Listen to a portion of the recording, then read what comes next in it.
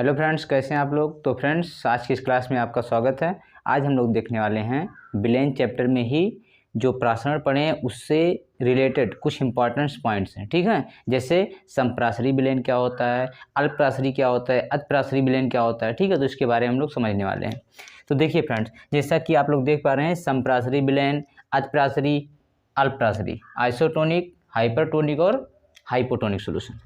तो इसमें यदि हम लोग देखते हैं, सबसे पहले समप्रासरी। समप्रासरी का मतलब हुआ कि कोई भी दो विलेन लिया जाए और दोनों का प्रासरण दाब समान हो। ठीक है, उसको हम लोग समप्रासरी कहते हैं। मतलब क्या हुआ कि किसी भी दो विलेन यदि समप्रासरी हैं तो उनको हम लोग यदि एसपीएम अर्धपारगम झिल्ली के द्वारा अलग करेंगे तो उसमें प्रासरण नहीं होगा। क्यों? क्योंकि दोनों का प्रासरण दाब ऑलरेडी इक्वल है। देखिए, जैसे यहाँ पर दिया गया है कि मान लीजिए दो प्रकार से सॉल्यूशन दिया गया, दो विलेन है कोई भी।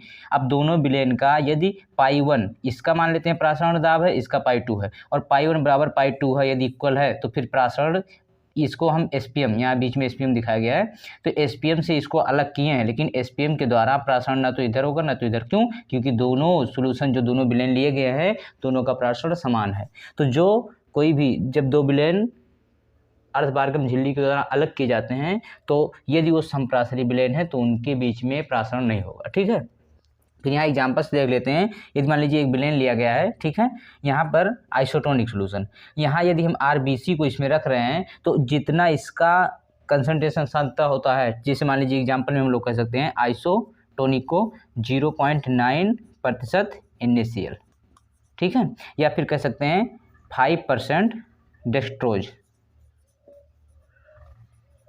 ये भी होता है आइसोटोनिक सॉल्यूशन।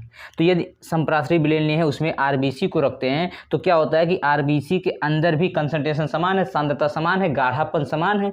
जितना गाढ़ापन इस आरबीसी रेड ब्लड सेल के अंदर है, जितना गाढ़ापन है उतना ही बाहर भी है। तो ना तो बाहर से अंदर विलायक के कण जा पाते हैं, ना तो अंदर से बाहर, क्योंकि आरबीसी के अंदर भी तो जल होते हैं, जल के मॉलिक्यूल होता है। ठीक है, अब जल का मॉलिक्यूल जो होता है ना तो अंदर से बाहर जाता है ना तो बाहर से अंदर। क्यों? क्योंकि जितना गाढ़ा इसके अंदर पदार्थ है उतना ही गाढ़ा बाहर सॉल्यूशन है। ठीक है, तो दोनों जब समान है, देखिए यदि मान लीजिए कुछ H2O के पार्टिकल अंदर जा भी रहे हैं तो जितने जाते हैं उतने बाहर भी निकलते हैं। जैसे यहाँ दिखाया गया है, यदि यहाँ से बाहर जा रहा है तो यहाँ से अंदर भी जा रहा है, यहाँ से बाहर तो यहाँ से अंदर, यहाँ से बाहर तो यहाँ से अंदर। ठीक है, मतलब दोनों सॉल्यूशन जो भी इसके अंदर और इसके बाहर है बराबर रहता है। ठीक है, तो इसको कहते हैं समप्रासरी विलेन, आइसोटोनिक सॉल्यूशन।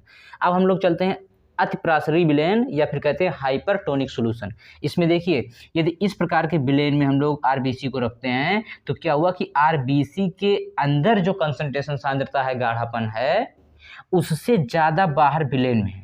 जो बाहर का आरबीसी मतलब रेड ब्लड सेल के बाहर जो कंसंट्रेशन सांद्रता है या विलेन का गाढ़ापन है वो अंदर से ज़्यादा है। तो जहाँ गाढ़ापन ज़्यादा होता है, कम गाढ़ेपन से अधिक गाढ़ेपन की तरफ यदि एसपीएम से होकर प्रवाह हो रहा है विलायक का, तो उसी को हम क्या कहते हैं? प्रासरण कहते हैं। तो देखिए, इसमें प्रासरण होगा, लेकिन किस साइड से किस साइड में होगा? आरबीसी के अंदर सांद्रता कंसंट्रेशन कम है, बाहर ज़्यादा, तो अंदर से बाहर की तरफ जाएंगे, और कुछ टाइम बाद क्या होगा, जो आरबीसी है वो सिकुड़ जाएगा, छोटा हो जाएगा, क्योंकि इसके अंदर के जो जल के मॉलिक्यूल थे बाहर निकल चुके हैं। क्यों?